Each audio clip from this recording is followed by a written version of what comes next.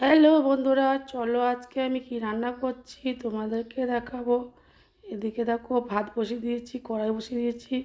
এবার আমি রান্না করব কুমড়োর শাক, আলু, বেগুন, কুমড়োর ডাঁটা, তাই দিয়ে তরকারি হবে একটা, ঝিঙা, আলু, আর দেখো ট্যাংরা মাছ, কাতলা মাছ, এটা একটা ঝোল হবে। চলো এবার রান্না বসিয়ে দিই, রান্না করে নেব। এবার দেখো কড়াইয়ে তেল দিয়ে, তেল গরম হয়ে গেছে, বেগুনগুলো দিয়ে দিলাম। বেগুনগুলো ভাজা হবে, একটু লবণ হলুদ দেব। লবণ হলুদ দেওয়ার পরে দেখো আমি একটু নাড়াচাড়া করে নিচ্ছি। নাড়াচাড়া করে নেওয়ার পরে এটা লাল হয়ে ভাজা হয়ে যাবে। দেখো ভাজাও হয়ে গেছে। এবার আমি উঠিয়ে নিচ্ছি। উঠিয়ে নেওয়ার পরে এবার আমি কুমড়োর শাক যে করব তার এবার আলুগুলো আমি ভাজা করে নেব। চলো আলুগুলো দিই, আলুগুলো দিয়ে ভাজা করে নিই। আলুগুলো এবার দেখো আলুগুলো আমি দেব কড়াইয়ের তেলের মধ্যে। আলুগুলো কড়াই তেলের মধ্যে দিচ্ছি। দেখো দেখো কড়াইয়ের তেল দিয়ে ভালো করে ভেজে নেব লাল করে। আলুগুলো দিয়ে দিলাম কড়াইয়ের মধ্যে।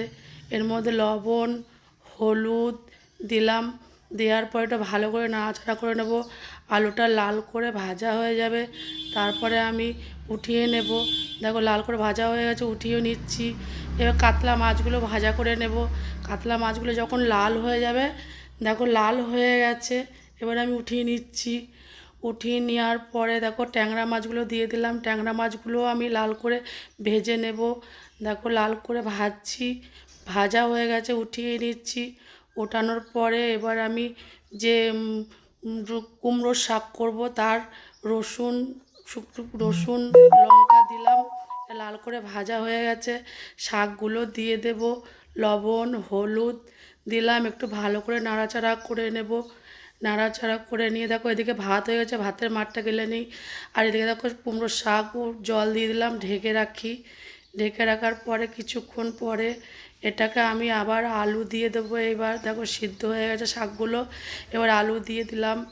আলু দিয়ে ভালো করে একটু নাড়াচাড়া করে নিলাম। নাড়াচাড়া করে এবার একটু ঢেকে দিলাম আরও কিছুক্ষণ ঢাকার পর দেখো বেগুনগুলো এবার আমি দিয়ে দেব। বেগুনগুলো দেখো দিয়ে দিচ্ছি শাকের মধ্যে। বেগুনগুলো দিয়ে দিলাম শাকের মধ্যে। তারপরে একটু চিনি দিলাম। চিনি দেওয়ার পরে একটু ভালো করে নাড়াচাড়া করে নেব। ভালো করে ঢাকা দিয়ে দিলাম। ঢাকা দিয়ে দেখো কুমড়োর শাক হয়ে গেছে, এবার তুলে নিলাম। দেখো তুলে নেব, কুমড়োর শাক আমার রেডি। এবার আমি চলো ওই যে ট্যাংরা মাছ বসাবো, কালো জিরে শুকনো লঙ্কা দিলাম, ওটাকে লাল করে ভেজে নিলাম। তারপরে আলুগুলো দিয়ে দিলাম। এবার দিলো লবণ দিলাম, হলুদ দিলাম। এবারটা একটু নাড়াচাড়া করে নিয়ে আলু লাল হয়ে গেছে, মশলা দিয়ে দিলাম।